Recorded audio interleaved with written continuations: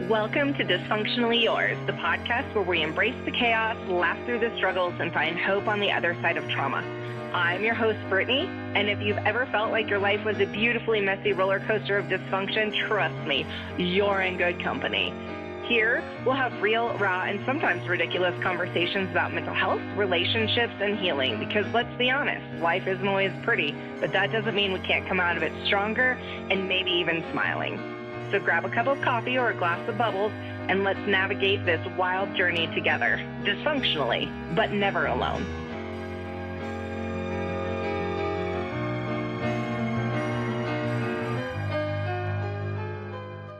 Welcome back, friends, to another episode of Dysfunctionally Yours. I am your host, Brittany, and we are here because we always talk about some real, raw, some hard stuff with a little bit of humor, honesty, and no shame. This month, June, is Men's Mental Health Month. So like I mentioned a couple episodes ago, I was hoping to put something a little special together. And so we are going to do something that doesn't happen enough. We're going to talk about men's mental health. And who better to do that with than two incredible men that are going to share what it's like to really be behind the mask. Aaron. Hi, Aaron. Hello. Thank you so much for having me on. Of course. And Rob. Hi, Rob. I also thank you very much. Appreciate the opportunity to talk about My this. pleasure. I think before we get into it, I don't want to step too far away from the norm. So I was thinking we could just do a little bit of ache and relief of the week because everybody has a little bit of ache and everybody has a little bit of relief. Does somebody want to start or do you want me to start? It's your show. You go ahead. Ladies first. Okay. Well, I think for my ache of the week, it's really been being able to trust the process. I just have had some other things going on. I know the past couple episodes I've mentioned some medical stuff. And so just being able to trust the process that that's going to be okay has been a little bit of a challenge, but being able to lean back into that, to know that things happen the way that they need to happen, doing everything that we can do to make sure things stay on track, and just being able to trust myself and those around me has been challenging, but we're getting through it. And I think my relief of the week is this, being able to have the first guest of the podcast is definitely my relief. It's very exciting and I look forward for so many more to come after that. So that's my relief. All right, I will go in and I'll hop. I think my ache of the week is just it's a reoccurring ache. It's a battle in my head of feelings and emotions, and then not being okay having those feelings and emotions. So it's that's kind of been my ache this week, and trusting, knowing it's okay. My relief, and I'm not.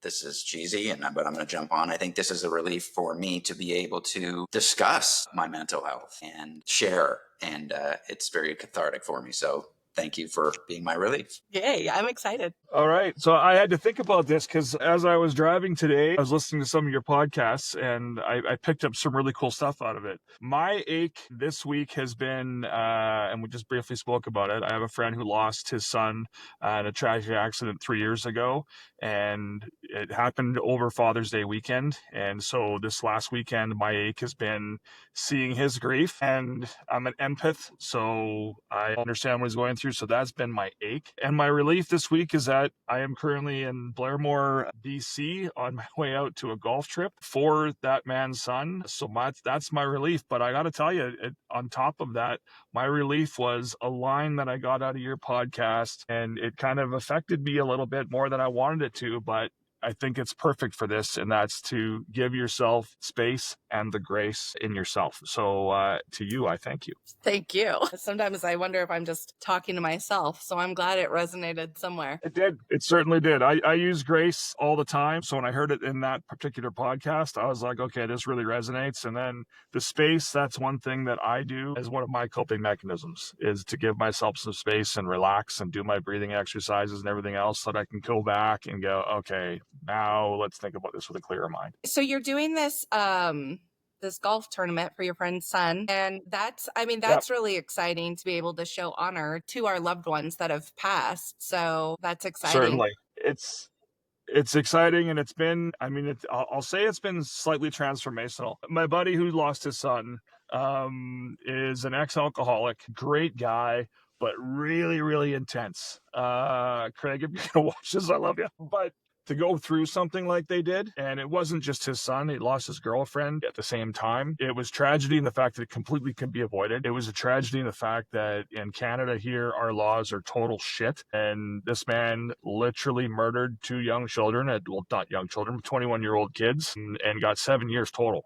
Whereas in the U.S., where you guys are, he probably would have gotten, a life sentence or 25 years at that. So it's been great, but the group of guys that we have within our community that support him, there's 16 of us that have been doing this for the last 3 years. And I mean, you talk about men's mental health, having a support group like that has been immeasurable. Like absolutely immeasurable for us to be able to support him, but then all of us supporting each other throughout that whole thing. Because this affected our community that is quite tightly knit. And so this has been it's been an amazing experience to be able to be a part of. And I'm so looking forward to this weekend. That's really exciting. I think when we talk about mental health, there's such a stigma around mental health that mental health really affects women, and it gets thrown on women a lot that they're crazy or they're sad or they're messy or they're this, and that men, because they don't always show it or don't feel like they can show it or are not able to because of their environment, whatever that is, whether that's familial or societal or just ingrained religion. I mean, there's a lot of components that go into being a man with mental health, but like men don't get to talk about it and don't want to talk about it or feel like it's not something that's affecting them or that they have to be too strong to do it. So I think it's great that you have a community full of men that can empower one another and lift one another up and are comfortable in that arena, because not everybody has that. So that's exciting for you. It is. And then that's our goal with our site, socialchemistry.ca, is that we're trying to build that community. And not just, our community is not just for men. We built our community, based on everybody from children all the way up. We've got resources on the site for all of that. It's just right now, obviously, with June's being Men's Mental Health Month, it's been top of mind. So we're targeting that right now. But it's not just about men. It's hard for us to a certain degree. I mean, it's funny because a lot of guys, like this whole word toxic masculinity comes into play about, the sides arguing with each other, if you will, for lack of a better word. And the fact of the matter is that whole analogy and the stigma around it is what makes it worse for men. Because when we're told that we're being toxic or being too masculine, it does the exact opposite for us when we're trying to not be masculine, and that we're trying to get to the root of our feelings. And it doubles down and makes us feel like we have to really just be more of a man, and we don't want to talk about our feelings. I find that, Aaron and I, and it's not as bad as it has been in the past, but Aaron and I will have, bitch sessions with each other, and it's really just letting each other vent and get over what we're doing as part of our coping mechanisms and be able to do that. But even though I have a website that's supposed to help with people's mental health, I still have a hard time talking to my kids and my wife That's about interesting. I think, mental health is not male, female, adult, child. Mental health is mental health. Everybody has it and deals with it and struggles with it in their own way. I think, for men's mental health, I think, in my opinion, the difference between mental health in general and mental health for men is, and this is a general statement, and forgive me, is that people don't know what to do with men's mental health, right? It's like you're either man, right? That the saying is, and I'm going to speak personally, the saying, man up, right? Just man up. So what that does is it's like, okay, well, where do we have those battles? I'm an emotional man, right? I'm emotional. I'm a sensitive male, right? So what ends up happening is like, well, you can't be emotional and sensitive because you're not being a man. You're being a baby, right? And you hop in here, Brittany, where you want to. I think you talked about it for women, right? You're dramatic or you're hormonal or whatever. So it's like, okay, you can have those episodes, right? Whereas for me, if I have an episode where I'm sad, I'm crying, I need love, I need attention, and now I'm needy, right? It's like, you don't know what to do. A man is supposed to lead, a man is supposed to protect. So when a man's not leading or not protecting and is needing, it's kind of nobody knows what to do. So then we have that battle in our head of like, I have that battle in my head of like, you need to man up. That's not manly enough. Your girlfriend's going to want a real man. It's going to be too much. So then we're stuck battling in our minds. And what ends up happening is we end up dying inside. And I think that is why men's suicide has skyrocketed and is at the highest point it's ever been since 1941. 80% of all suicides are men. And this isn't taking anything away from the other 20% of suicides. Right. No, 100%. But 5.9 out of 100,000 women, which is tragic, commit suicide. 23 out of 100,000 men commit suicide. So I think what ends up happening is we have nowhere else to go, or we feel we don't have anywhere else to go. And because nobody knows in society what to do with men's mental health, right? And we're taught to man up, be strong. And we don't know what that means. As a sensitive male, I don't know what that means, right? I feel emotion and all I hear is man up, suck it up, buttercup. So now I shame myself. Right. I'm not good enough. I'm not a man, right? 100%. It's a sad stat. It's like, I don't know if you know this. When do most men get flowers? Never. No, never. Do men get flowers? At their funeral. Right. Okay. Isn't That's that really unfortunate. Isn't that sad? It's the horrible. only time men get flowers is at their funeral. My brother gets flowers every week. Right. At his gravesite. As he should. Right. So yeah, I see that. And I think that that's really unfortunate. But I think you said something really profound that like men people don't know how to deal with men's mental health. And, mental health itself is such a new baby science that we're looking into, right? Like it's not something that we've been looking into since the dawn of time. Like this is a new thing that is constantly progressing more and more and more. But people were focused on like women and their hysteria, right? Let's fix all of this, that we're not looking at men. And then whenever we start talking about big, scary things like depression, we're told, and society is telling us that depression is being so sad that you can't get out of bed. Depression is being so sad that you're crying all the time, that you're not showering, that you're laying around in your just a filth and crying all day, every day. And while that is very, very realistic for a lot of people, depression does show itself in that way, in that lack of motivation, in that inability to get up. I've talked a lot about just some of my stuff, being in bed 23 hours a day and not being able to do anything. The other side of that is that's not always how men's depression shows up. Men's depression shows itself in a very different way. And a lot of times that is anger and aggression for whatever reason. That's how that's coming out. And then that's scary to people, like, oh, you're aggressive. Oh, you're yelling. Oh, you're being mean, or you're breaking things, or you're fighting. And so that's not being viewed as a mental health issue. That's being viewed as a behavioral issue, even as like young kids, like teenage boys, right? So we're not even looking at the actual problem. We're looking at the behavior that's coming out of the problem, which is setting people up for failure from day one. Like you're a 12-year-old, you're a 13-year-old, you're a 16-year-old boy, and you're angry because of why ever you're angry, why ever you're depressed, right? Your family, your friends, school, chemistry in your brains, right? Just a chemical imbalance, all of the genetics, all of the things that go into that.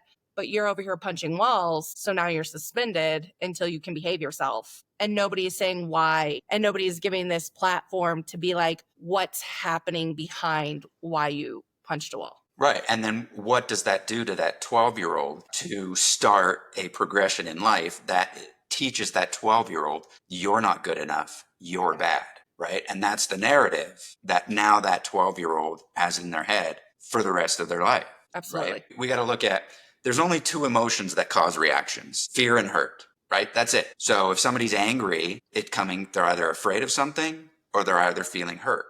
And that gets masked over by the action, the punching of the wall. They're aggressive. They're horrible, right? Instead of, well, what are they afraid of, right? And I think in men's mental health, we a lot of times can't say, I feel hurt. I'm sad. You hurt me, because it's looked down upon, right? And again, this is talking about men's mental health and mental health in general, I think. And this is a general statement. And I can only speak for myself. But I know, and Rob knows, I've had many sessions like this with Rob, where, I'm sad, I'm hurt, but I can't express that. So we get caught. You can't articulate it to the person that you want to be able to articulate it to, because you're considered weak.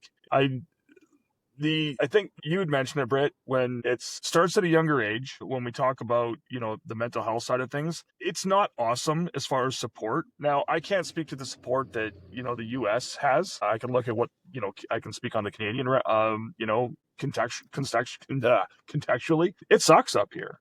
Has it gotten a lot better? Are we having the conversations? Yes. Is it, do we need to continue to have those conversations and find places where communities can speak and find people that are like-minded and can find support in? Yes. And I think we're getting a lot better at it. My personal issue is it starts in the schools and when we're younger, and it also starts with parents. And I got to be honest, this is something that I haven't been good at. As a mental health advocate, having a website for people to find resources and help and build a community, I still suck at this. And the fact that I'm not teaching my kids properly how to articulate their feelings. Now, I've got one daughter who's gotten very, very good at it. Can she be aggressive with me on it?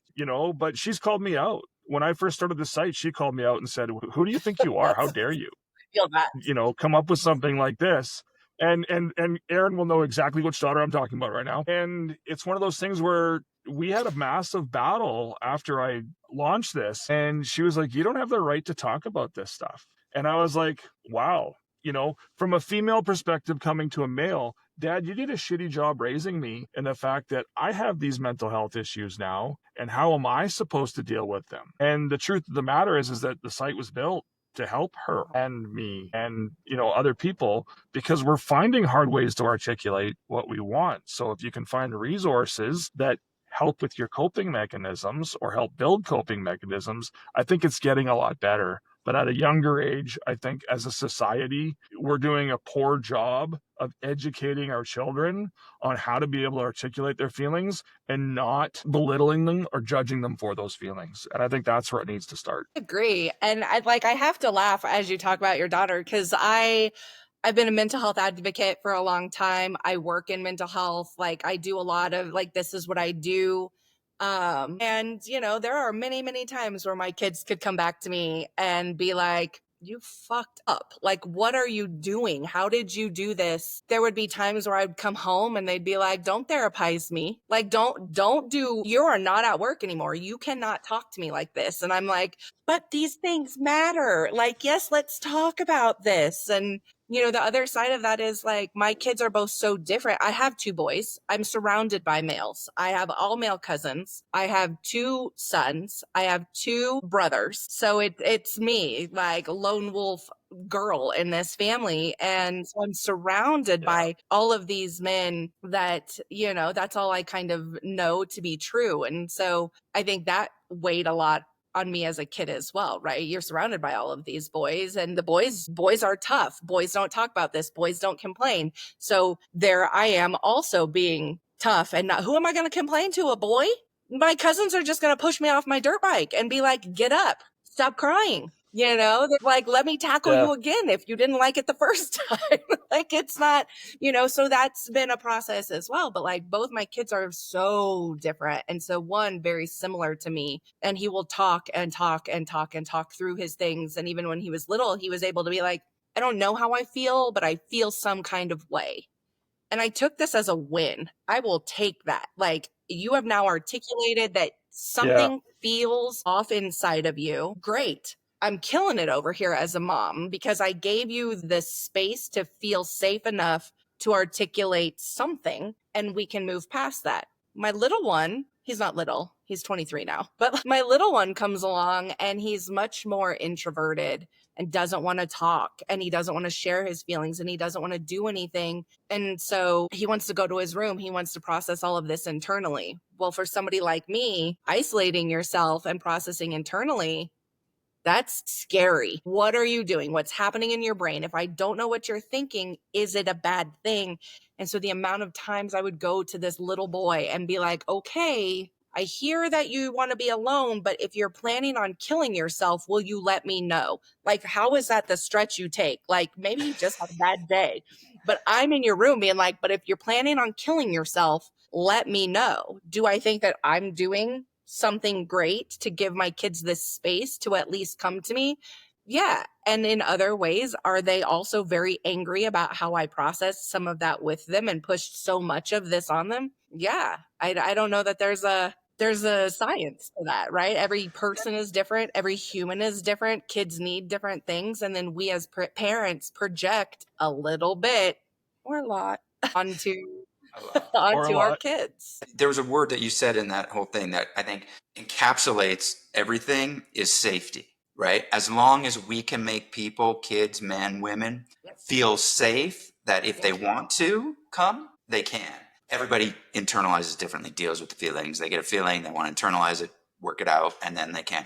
But as long as we as a society make people feel safe that they can come to somebody in any way they want, as long as it's not violent or stupid stuff like that, then we're doing a good job. We're allowing people to deal with things how they want to, how they feel comfortable, but they know that there's safety in that. I didn't feel safe growing up.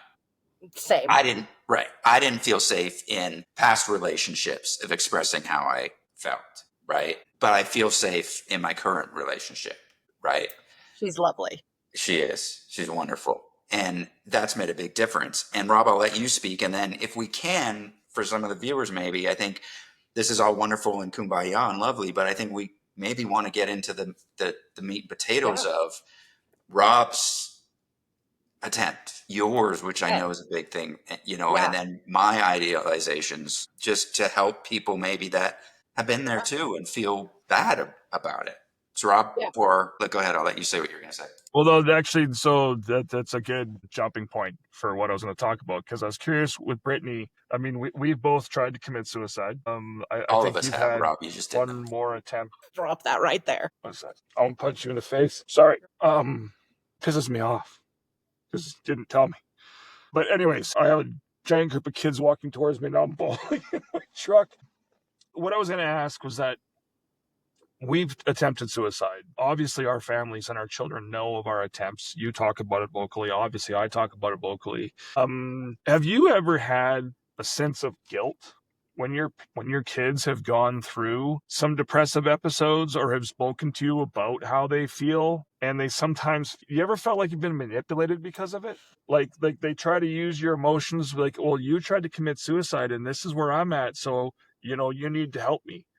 I find that I do get that a little bit. Not so much. I think my kids have been really good. And for a long time, it was just the three of us. And so we have very much a very different kind of relationship as like single mom of two boys. So they have this like very protective nature of me and vice versa. So I don't, they've never said it to me. I know they've had discussions amongst themselves that express some feelings about like, well, she should have just done better. And it's like, yeah, depression's a monster. Sorry.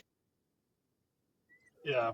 But they don't vocalize those things to me. And I don't know if that's good or bad, because they're allowed to have big feelings about some of these things that they've been through with me, but they don't say. Yeah, and certainly, and I think that's one of my biggest issues on dealing with all of this. Suicide attempts, depression, and as you know, depression never really goes away. You're always dealing with it for your entire life to a certain degree, and then that's again social chemistry. One of the reasons, find resources, coping mechanisms. But I think a lot of the times that I think my kids are guilting me is me projecting that onto myself out of my own guilt. It's very self-aware of you. So that's certainly, well, it's self-aware, and I have to thank my one daughter because she's made me more self-aware by challenging me on this stuff. And to be perfectly honest, I got to the point where I didn't want to do this anymore. When she challenged me, because I was second guessing everything, and now I'm just full bore on it, and it's because of discussions like we're having now. It motivates you to be able to do better at it, and so to use that segue, in 2003, when I tried to kill myself, it was from carbon monoxide poisoning. There is absolutely no reason I should be cognitive or to have a conversation with you guys at all. I certainly have memory problems. I think that's more of a gene thing in my could be caused by 17% carbon monoxide in my body. I mean, I should be dead. There's no point. Like, there's just nothing there. But a lot of the times when I tried, Everybody in my family blamed my current girlfriend that I'd split up with. That was her fault. There was catalysts, don't get me wrong, and it wasn't her fault. This was depression. Reeling its ugly head. Do you ruminate and go through all these things in your head about all the things that have gone wrong in your life? Well, of course you do. That's what depression does to you. But it wasn't anybody's fault at all. There was no person to blame. And I got pissed off at family and lost family members because I said, hey, you can't blame this person. You can't do this. You can't do that. And it wasn't my first wife's fault. It wasn't my second wife's fault. It's not my children's fault. This is just a disease that has a hold on me. And this is the point that I got to. I got very, very lucky. The ex-girlfriend who is now my wife. So worked out. Hey, Rob, can I interrupt? I'm sorry to interrupt. I have a question. No, you cannot. And I don't think I've ever asked you this. I was in the middle of a very heartfelt story. I don't think I've asked you this before, but what do you think at that point would have helped to not do the carbon monoxide? What did you need at that point? And I think this is good for listeners and viewers, Yeah, I was going to ask the same thing. If I'm being honest, at that point. Well, I'm not talking about at that specific point. I'm thinking, what intervention do you think could have happened that led? Well, I mean, so here's the thing, and this is why I said earlier that it is getting better.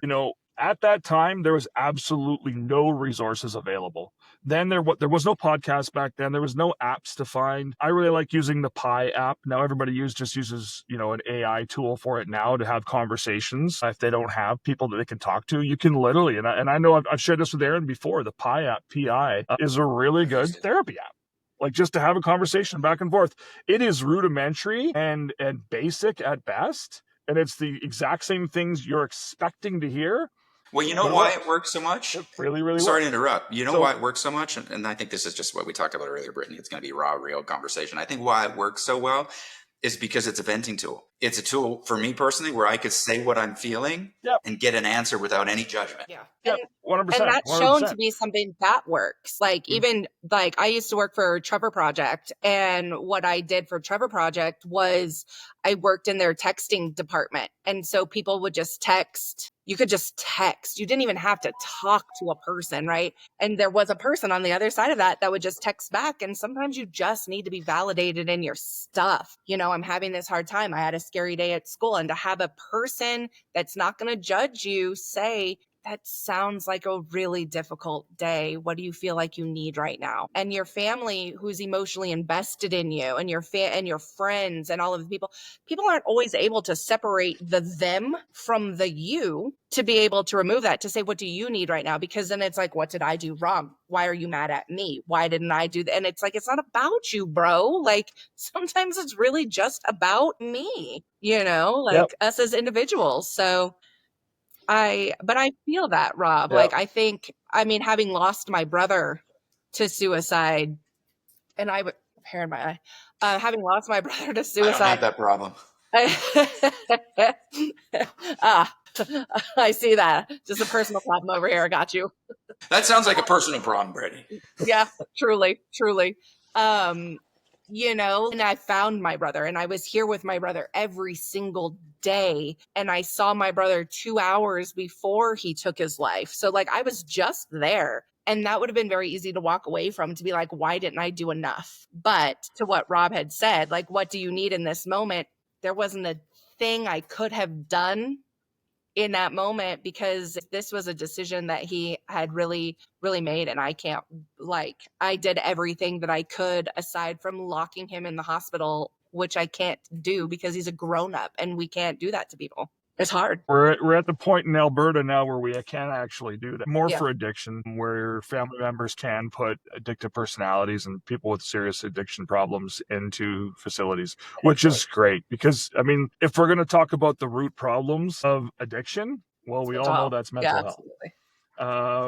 So like it's, I said, so I think a lot of places things are getting better, and I am very, very sorry to hear about your brother. I know what it's like. I've lost many friends to suicide, and again, you and I have both tried it. So we get lucky, right? In the fact that we're still here. At the time when I was going to commit suicide, there was nothing that could stop me. I hit a point. It was a breaking point. I wanted to die. and nothing else mattered. I couldn't even think of anything else. It was just tunnel vision of I needed the pain to stop, and it didn't matter. Leading up to that, Aaron, to answer your question, there's, as you knew at the time in Alberta, there was no resources at all. Like very little. There was some counseling, but it was hard to get into. And if you didn't make money and you couldn't pay for it, you were out. I ended up being very, very fortunate. But again, one of the reasons we started socialchemistry.ca is for people to find resources so that before they lead up to this, they can find ways to do it. And, you know, Britt, you mentioned it earlier. There's many different levels of depression. And when you look at it from that point of view, there's, you know, major depression disorder. You've got all the different lists from there, and you know, just persistent depressive disorder, which was what I think, you know, I was diagnosed with. And so there's different levels, and you know, not everything is going to help for everybody. And if you have major depressive disorder, my website's not going to help you. And talking with your friends, you know, might, but it's not going to help you. You've got problems at that point in time. When you look at adjustment disorders and, you know, the persistent ones, that's stuff that we can help with. And that's stuff where building the community, being able to talk about it, the more we talk about it, the more people are feeling open about it. You know, the one thing we have a problem with on the site is when I started it in November, the ideology was to share your story, heal your mind. It was anonymous stories, and then from there, real support. But try to get someone to write their story, anonymously or not, on the internet was very, very difficult. So I think we only have nine stories on the site. The difference is I've heard 100, right? Because I'm talking about it and I'm open about it, you know, and the more that we do that, the more people will feel a safe environment to say something to somebody. So the amount of people who have spoken to me or have sent me a text message or have sent, you know, Aaron, I ran into one of the twins at the Costco the other day, and she was like, "Hey, I'm really proud of you." And I'm like, "What for?" And she goes, "Your website." And I literally just started bawling. Like, you don't hear the feedback enough because you're not getting it on the site. You know, you'll get some people, but to be able to say, "Hey, you know, thanks for doing what you're doing because I was able to show it to somebody else, or I was able to do it here." And it's in marketing, it's the 99-1 principle, where we look at social media and we go, okay, out of the 100% of people that may have viewed this, 1% will always be your absolute followers, your likes, your commenters. The other 9% is going to be those people who are casual people who might do a like here, might do a like there. But then the 90 other percent that you're seeing, you don't realize they're seeing it, and you're not evaluating that to your success level because you're like, well, I'm only getting 6 likes. And it's like, wow, I've got 2 posts on TikTok that, you know, I'll say went viral. I've had 60,000 views on one, 20,000 on the other. So to me on TikTok, for a nobody, that's pretty cool. When I normally get 300 or 400 views. And it's really cool to see how one comment perpetuates that, because the one comment on that 99-1 rule then allows that and opens it up to 99% more people, right? And if you think about that way, it's that the more we talk about it, the more we say it, we think we're only hitting those 1 or 2, but project that out to the 99%. And it's like, okay, now we know we're getting somewhere. So the more we talk about it, the better it is. Yeah, I mean, you brought up something, social media. And while social media is wonderful, it gives us opportunities to do what we're doing here. What socialchemistry.ca can do, it can give people opportunities. What it also does is it can create mental health issues. It can create feelings of not enough. It can create, I'm not good enough. I don't have enough. So it becomes a double-edged sword. While we have a lot of resources out there now that we didn't have before, we also have a lot of reasons that people don't feel enough. Young girls, right? AI, filters, all this stuff now that happens, which I think adds to the mental health. And I think for me, if there's one thing, like I wear this shirt, right? It says, "You are enough." And I think if we can provide that message to a lot of people out there to say, "Hey, you are enough." I know to me, and that makes me emotional now, just to hear the words "you are enough," because I didn't hear that for so many years. And I never felt enough. I was only lovable when I was good, when I was in movies, when I was the funny guy, when I was the loving guy. When I was emotional and needed something, that's when I saw backs of people, right? So to hear, or even if somebody sees us at a store that's having a bad day and they read "You Are Enough" and they go to that day, I am enough. That's what we need people to understand. And we can have all the resources there are, but let's be honest, we didn't reach out for resources when we had our suicide attempts. Right. There were some out there. They're not going to do it. But if they feel like they're enough, then that will give them one more hour of life. That "You Are Enough" may have stopped that suicide attempt. And by doing this, and Brittany, what you do is, you don't realize it, but it's so important for so many people. And Rob, what you do, you've saved my life a number of times, is so important for so many people. It doesn't matter if it gets one like, if it gets 4 million likes. One like is better than none. And I think if we can provide the message to people, men, especially in June, because it's men, that you are enough and you can get better, but you're enough as you are. The pressures that people have, and again, it's a general, but I know being divorced, Rob, you know this, Brittany, I don't know your situation, but having to support 2 households, right? Not being able to show what that does to you, to your kids. It's a weight that we bear on our shoulders. And to talk about that, to be able to have an outlet to talk to, just to take that 1 5-pound weight off of your shoulder is a huge thing. And the more we can get out to people through socialchemistry.ca, through Dysfunctionally Yours, the better it is. And that they can talk about, I don't know why I just went on a tangent. I'm sorry. I mean, it's valid. I think everything that you said is so valid from start to finish. And I want to just really thank you guys even for being willing to share those vulnerable moments. You both have just been so vulnerable right here. And I think that takes a lot of bravery and strength, and it goes a long way. Like, people need to see people being able to be vulnerable and realizing that the power that comes from being vulnerable, like, it can really do a lot to help heal us or to break down walls, or so that people know how to help us, right? Because I think that is the other part of that. People don't always know how to help us. But I guess that brought me to, while you guys were talking, I was just thinking, like, while you guys were both struggling, going through your own things, like, did anybody notice? Like, and like, if they were noticing what was going on with you, what were they seeing? Were they seeing anger or numbness or overwork? Like, what did that look like, and how did they respond to you? I mean, I'll go ahead. For me, you get something bothering you, right? And I think, just as a man in general, I'll speak for myself, the immediate thing is like, no, I'm good. I got it. I can handle it. And then people are like, oh, okay.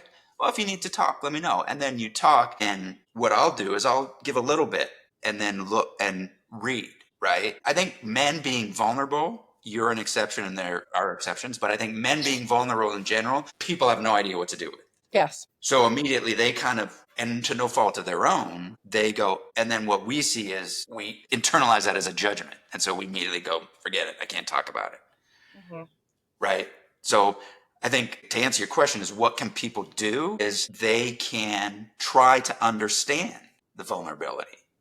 Mm-hmm. Right? And sometimes we don't need help or advice. Right. We're men. We fix things. We just need to be safe to say, hey, I'm struggling. This sucks. I need a hug. Yeah. I got you. That's it. Rob, I'll let you go. There's the whole ideology of, when you're in the hole, don't pass me the ladder. Come down in the hole and just sit with me. And so for me, Aaron, bantam hockey, how many times did I get suspended? Like, literally every other game, I was beating the living crap out of some other kid. Now, was he wrong in his play against me? Probably. But there's other guys I just beat up for the hell of it, because it was me venting when we talked about guys punching walls. And nobody asked if you're okay. They just thought I was an asshole. Right. And I was, and I probably still have a degree, but it's nobody asks if you're okay. You're the problem kid. Right. And as I grew older and started to really deal with that depression, it wasn't, you go through one divorce, and that was on me. And quite honestly, it was a good move. It wasn't a good move on how I dealt with it. It wasn't a good move on how I treated my first wife. I treated her like absolute shit, and she didn't deserve it. And it damaged my relationship with my oldest daughter for a long time. I'm thankful she's actually living back home this summer, and I get a chance to reconnect with her. Sorry, a bit of a tangent, but nobody asks, right? They don't. But I never even got a, are you okay? Right? It was nothing like that. And again, back then, That was early 90s, late 80s, early 90s. Nobody talked about that shit, right? And because we're having the conversations now, I think people coming up and that in a younger generation do talk about it. Like I said, my one daughter, it's all she talks about. And that's awesome. And she's teaching me. So I do think it's gotten a lot better, but I do think the conversations have to happen. But yeah, nobody Yeah. asked, Brett. And Brittany, Nobody asked you me. mentioned this earlier. You talked about how it shows up. You talked about the depression and how it's thought of as like laying in bed for hours and hours and hours, right? And that's an aspect to it. And your depression shows up in different ways. Sometimes different days it shows up in different ways. I'm going to use Rob as an example. I love Rob to death. Rob is one of the most misunderstood, or has been misunderstood guys there is, right? Growing up, Rob was like the tough guy. Rob's the asshole. But Rob is one of the most sensitive, emotional guys that I know. And Rob and I can have tangents on the phone crying with each other. But people see one thing. And like Rob said, nobody asked, are you okay? People see Rob as a tough guy beating people up. Rob's an asshole. Rob's a tough guy, right? But underneath that, Rob is hurting. Rob is in so much pain. Yeah. So I think as a society, what we have to, and me, people see me and they're like, Aaron's emotional. Aaron's a sensitive. Aaron's a nice, funny guy. But I have hurt inside that rages inside of me that kills me inside. I don't express it outside, right? Right. So I think as a society, as people, for men, for women, if we see something in somebody that is a stereotypical label, we have the responsibility to try and look beyond that, to get down to what's really going on. And I think as if we do that, we talk about, well, how can we help people that are suicidal? Go sit with them. Try to understand them. And it would make all the difference, and has made all the difference to me. I think it's made all the difference to Rob. I'm not sure about you, but I think being I think there's a lot to be said about feeling seen, right? And that you can only feel seen if somebody does take that moment or moments to get to know you and see what you're going through and hear it, right? Like you said, we don't always need to be, I don't need you to come fix me. I don't need you to fix me. Don't fix me. Chances are the solution that you want for me to now fix myself, that's not going to work for me anyways, because I am not you and it's not that simple, right? So I don't need you to fix me. Nobody needs us to pull into their lives and fix them. They need us there. They need us present. They need us to just make them feel seen and valid in what they're going through and understand that like that pain that you feel. And I feel like when I'm talking about pain, because we're talking about the suicide attempts that have been had, that sort of I guess that's what I'm looking at. But there's so many other mental health components that go into it that people don't understand. People don't understand anxiety. People don't understand schizophrenia. People don't understand not bigger than depression, but like issues as big as depression. People don't understand those. And so it's like, just come and get to know the shoes that I'm walking every day, hear me tell you what I'm going through, and see me for who I am, and see that there is something on the other side of this aggressive, asshole, or this very emotional person, right? There's another component. Like we're dimensional humans, and there's more to just this one thing. And people see what they want to see, like that just surface level. And that's not who we are. We're complex people. Yeah, and there's no one size fits all, right? There's like, when I go through my things, that people are like, oh, well, just don't let it bother you. Well, it does bother me. And by you telling me not to let it bother me, now I'm shaming myself, right? Yeah. Now I'm like, well, they say it shouldn't bother me. It doesn't bother them. Why does it bother me? It bothers me because I'm this, and this. It may not bother you, but it bothers me. And that's okay. So how do I get through it bothering me? Not stop it from bothering you, right? And I think that in society we have a one thing fits all. You're right. People don't understand anxiety.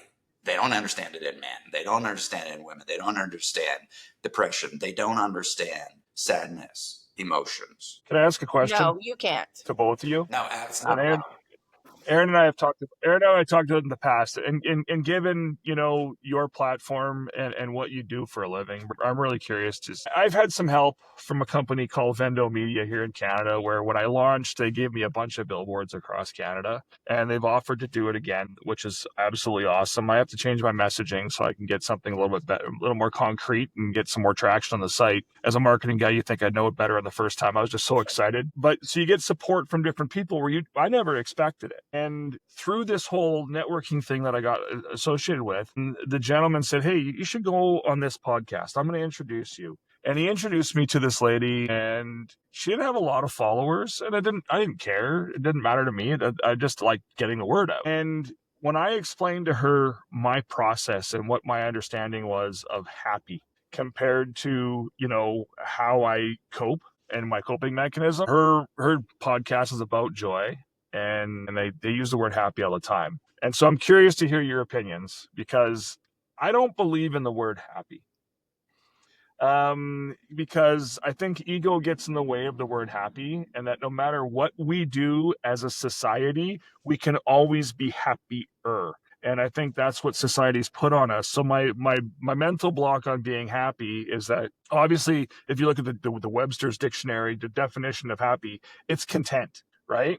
And I think so the word's used wrong. So I use the word joy, and I adhere to the principle of the 4-to-1 joy principle, on the fact that for every negative thing that happens in my life, I have to do 4 things that create joy in my life. And this is scientifically proven. You got to do 4 things in your life that bring you joy, that will negate the negative thing that you had happen in your life. So this is why I do golf trips. This is why I golf every Saturday with my buddies and do all these different things. But what would be your perception of the word happy? I'm curious to see what you guys think of it, because we're all, through depression, we're all trying to be happy and happier, but how do we get there? That's such a big question. That's a deep question, right? Like, I feel like the way you presented is really, it is.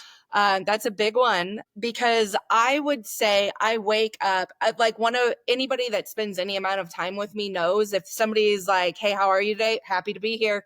I'm happy to be here. And so, and that is my default. That is my go-to. Why? Because I'm fucking happy to be here. I woke up today. There is so much going on in the whole wide world, and it's scary, and there's sadness. But what I know to be true, and what I know to be true about myself, is that I have worked so hard to be where I am, and to wake up every day knowing that I can get through my day, knowing that, you know what, even if it's a bad day, even if it's the worst day, I'm tapping out early. I have no problem going to bed at 6:30 at night if it was a crappy day, to be like, this day has got to end, and I'm ending it right now. I'm going to bed, because what's going to happen, I'm going to wake up tomorrow. Tomorrow is a new day. Tomorrow is an opportunity to do better and to be better. And, maybe I failed today. Maybe I had a setback. Maybe I was a jerk today. Like, maybe I didn't hold my tongue and I wasn't as diplomatic as I should have been, and that impacted somebody. I have tomorrow to try to be better. And so what I know, and I talked about it a lot on like the episode that I made about my 20-year anniversary, I spend a lot of time reflecting where I was. And that was a very negative space. And there were a lot of setbacks in that. There was a lot of sadness in that. And I know that I don't feel that way today. I wake up and I feel strong. I wake up and I feel brave. I wake up and I like who I am a lot. I am a motherfucking gem. I am a superstar in my own world. And I know that to be very, very true. And that's because I got there on my own. So even when I am sad, right, I have moments of sadness, of course. I have moments of despair, but I don't feel hopeless anymore. I haven't felt hopeless in, a very long time. I don't know what that very long time is, right? It certainly wasn't that last suicide attempt, because there was still a lot of hopelessness that came around that, where I'm trying to figure out how to tread water. You're just treading water for a long time before you figure out, oh, I can't keep treading. I'm going to have to learn to swim to shore type situation.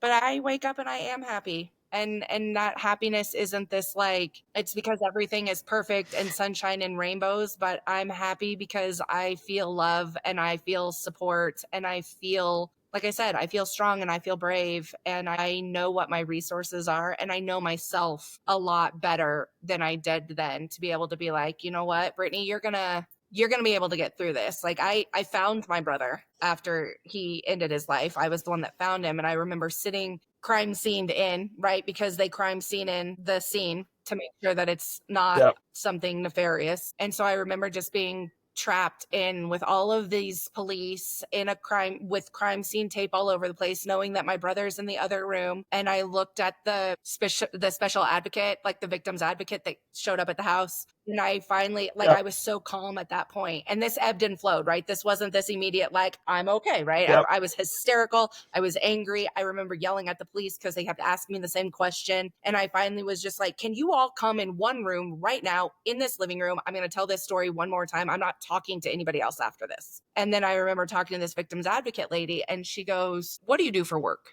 And I told her, and she's like, yeah, you present as somebody who knows how to deal with chaos and trauma and horrific situations very, very well. And I looked at her in that moment and I said, I had an entire life teaching me how to deal with this moment right now. Everything I've been through for my entire life, that was right around my 40th birthday. Everything I'd been through in 40 years of life led me up to being able to cope with this moment right here. Those words that he said to remind me that there is hope, that was able to get me through the other side. So was I happy then? No, I wasn't happy then, but I knew that I was going to be okay. And that might not be in a week or a month or 2 years. I'm coming up on his 3-year anniversary in 2 weeks, but I'm better today than I was 3 years ago. That's amazing. Absolutely. And I think I don't have expectations of what happy looks like, right? I don't wake up in the morning being like, happy looks like I have all of this money and nothing goes wrong and I hit all the green lights and, the weather is perfect and the birds chirp. I don't have expectations of what happy look like day to day. And I think it changes from day to day. I agree. And I think you said something really poignant there that I want to thank you for that. I think it's really important that people hear. And what you said, and I'll paraphrase, is the hope, knowing that for somebody that's at their last rope, that they don't have hope, that they're like, this is the worst time of my life. For them to realize that a year ago, too, whatever it is, you were at the same point. You didn't think you could get through that moment, and you did. And now you're here, and you will get through this, too. It's so important because people hear hope, and it's like, what does hope mean? People need a tangible hope. And I think it's so important for people at that moment to say, to realize, hey, a year ago, I was at a point and I had a situation I didn't think I was going to get through. And I got through that. I'm amazing. I'm strong. I can get through that. I think that will help people get past that moment. I think happy is a dangerous term. I think any label that we put on ourselves, I'm happy, I'm sad, I'm this, I'm that, is dangerous. I think I feel happy. I feel sad. It's okay to feel sad. I think we've all heard the expression 1% better.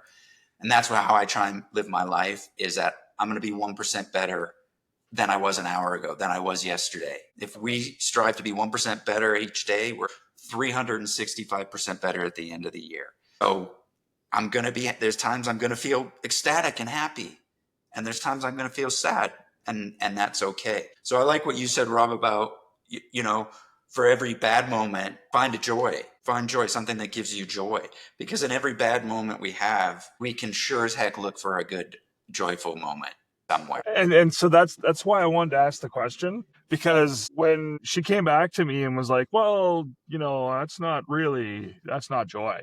That's not happy. And I'm like, isn't it my own definition? Isn't it? And so I ask this question of a lot of people. I like to hear what their definition is, because it helps you understand their psyche and what they're doing to help present themselves better every single day. Like Aaron said, with his 1% every single day. And when you say, I wake up happy to be here. I love that analogy. I wake up and I'm happy to be here too. I'm content to be here, or whatever it may be. Whatever my saying is, it's about how we talk to ourselves. And I think that's the one thing that I'm trying to advocate everybody towards, is like, it's how you talk to yourself.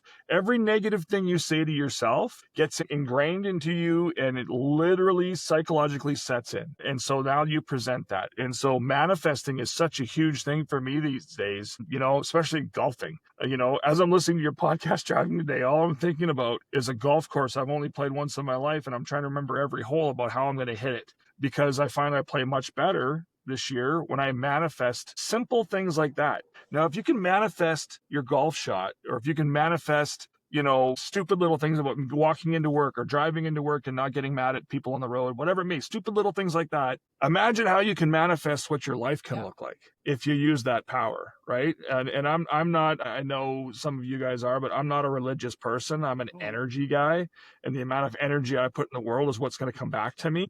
You can call it faith. I don't know what you want to call it. But that's the way I want to look at it, is that if I manifest it and put it into the world, and this is what's going to happen for me, then I can make it happen, right? It's all about keeping positive affirmations in my head. Does it work every day?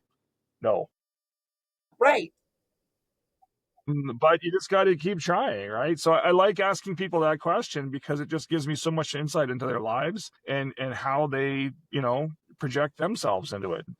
It's awesome. I love it too. But I think one thing to piggyback on that, Rob, it's so important what you said, I think, and to add to that, I think the phrase to say to ourselves, "It's okay if," is really important, because you want to manifest, right? And you're very good at manifesting, and you're like, it didn't work, and that's okay. I'm not feeling happy right now, and that's okay, because what can do, and I speak for myself, and I say to myself, would you talk to Rob the way you're talking to yourself? 100%. Right? 100%. And I have to remind myself that.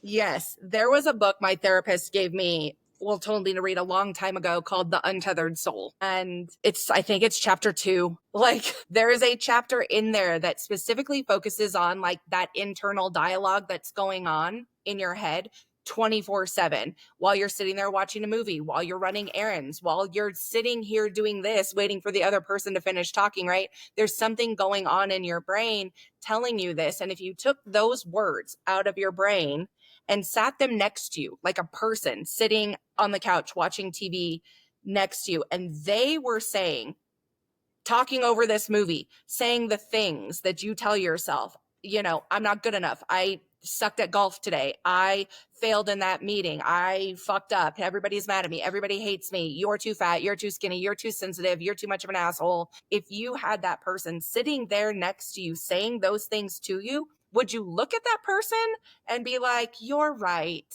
Or would you look at that person and tell them to fuck off? Shut up. I'm watching a movie. Shut up. I am watching this movie. I want to see what happens on the TV. You absolutely would tell that person to stop talking because you paid $20 to go watch this movie. Stop talking. Yep. And that's what we have to learn, is that we stop giving what's happening in here so much power to run and dictate your life. And to what you both have said, let's reframe that. Let's reframe what's being said, because if it is a constant energy, a constant dialogue of, you know what, this is how you're going to be successful in that golf swing. This is how you're going to be successful in that meeting. This is how you're going to show up tonight with your partner after they get home from work, after they knew they had a hard day. That's the dialogue. Rob's calling it manifesting. So if you're calling it these things to where you're thinking these things through, yes, then you're not caught off guard. You have a better understanding of how you want to show up because you put some intentionality behind that. This is how I want to show up. This is my plan. It's just a plan, but it is better than sitting there listening to that inner dialogue in your brain constantly telling you that you're not good enough, because you are. Right. I'd like to 100%. leave people with, and if you guys are okay with this, some kind of like sayings or something that helps us get through our tough moments. Yeah, no, I was going to ask you guys, like, if you could go back and talk to yourself, like at your lowest, what would you say to you? So here's the things I would say, and I do say, because I don't think that ever stops, to myself, and that I would offer people as help. I would want to hear, or I would say to myself, you are enough just as you are. You are enough. I would say, it's okay. I'm sad. It's okay. I feel angry. It's okay. I'm not happy. It's okay. And I would end that with, let's be 1% better tomorrow. And that's it. That's what I would have wanted to hear, what I still want to hear, and what I tell myself when I'm having moments. I love it. What about you, Rob? Mine isn't as profound. I bet it is. And that's okay. It's not. It's, I find that stop giving a shit. And that sounds horrible. Like, give a shit when it comes to caring about your family, caring about how well you do at your work, caring about what you do with your friends, everything like that.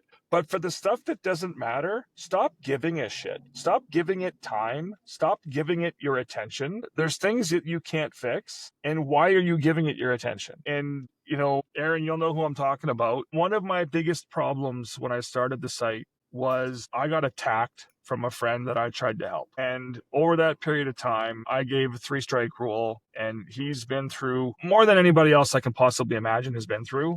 Like yourself, he's lost a brother to suicide after he tried to commit suicide. He was an addict. He went through all these different things. We were good friends in high school, but we became detached. But I still tried to help him. And when he came at me telling me, how dare you do this? You didn't help me here. You didn't help me there. You didn't help me there. And I'm like, I did what I could. I'm now doing what I can. And now I don't give a shit because I can't help you. My job isn't to help you. My job was to try and help you, and I tried and it didn't work. And so I had to build that I don't give a shit thing anymore to the point where it was, I'm going to do whatever I can to try and make the world a better place. But I can't fix everybody. And for the ones that I can't, I have to detach myself for your own mental health, really. And so for me, it's not as profound. It's just learn when to not give a shit and stop worrying about the shit you can't control. That's very profound, Rob. It's very profound, Rob. Yeah.